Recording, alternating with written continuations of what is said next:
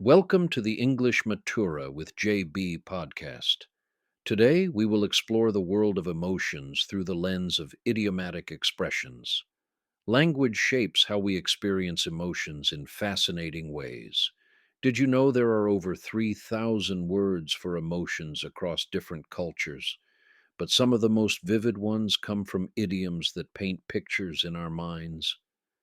That's such an interesting point about emotional vocabulary. I was just thinking about this when my nephew used the phrase, on cloud nine. It really creates this perfect image of floating above everything in pure joy. You know what really catches my attention about these expressions? How they often use physical sensations to describe internal feelings. Like being on cloud nine suggests this weightless bliss, while being down in the dumps literally places you at the bottom of something unpleasant. The way these expressions connect to our physical experiences is remarkable. And what's fascinating is how many involve parts of the body, like having a knot in your stomach when you're anxious. Speaking of body related idioms, research in cognitive linguistics suggests that across cultures, the heart is the most commonly referenced organ in emotional expressions. Take having a heart of gold. It's found in some form in over 20 different languages. Hmm, that makes me think about my grandmother. She's definitely someone with a heart of gold. Though it's interesting how we also use the heart in not so positive ways, like having a heavy heart. And you know what's particularly fascinating? The way we use weather phenomena in these expressions. Studies show that weather related emotional idioms increased significantly during the Industrial Revolution when people started spending more time indoors.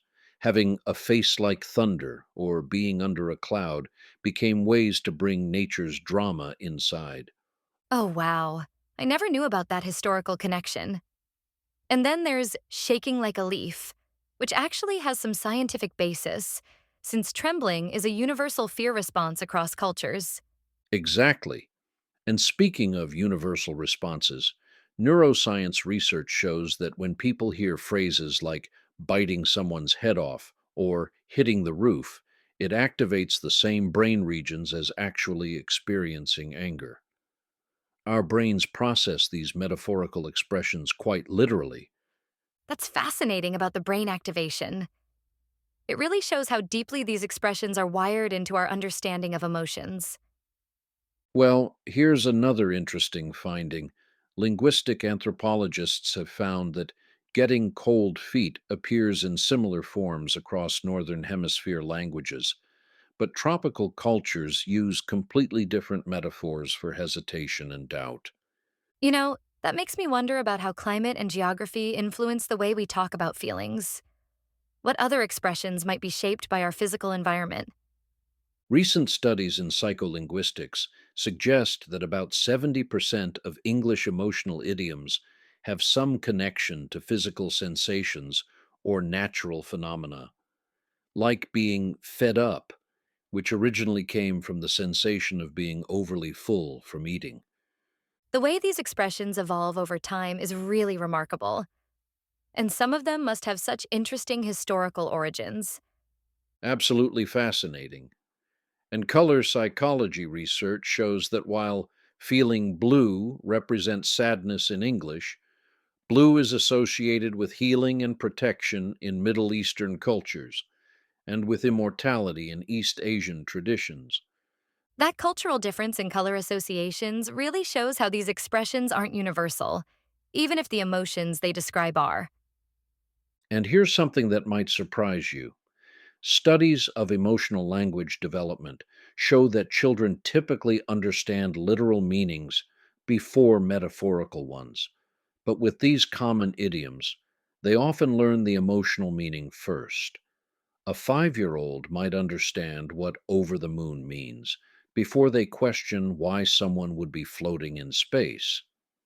Well, that really shows how deeply embedded these expressions are in our emotional vocabulary. They become natural parts of how we communicate feelings. Looking toward the future, some linguists predict that as global communication increases, we'll see more emotional idioms being shared across cultures. Already, expressions like having butterflies in your stomach are being adopted into languages that never had them before. That's such an interesting perspective on how emotional language evolves. These expressions really are like little pieces of shared cultural poetry that we all understand. Well, from the heights of cloud nine to the depths of feeling blue, it seems these colorful expressions do more than just describe emotions. They actually shape how we experience and share our feelings with others. That really captures the essence of why these expressions have such staying power. They tap into something fundamentally human while reflecting the particular creativity of language and culture. That's right. It's time to wrap up our podcast for today. We hope you enjoyed this episode. Take care and have a truly wonderful day.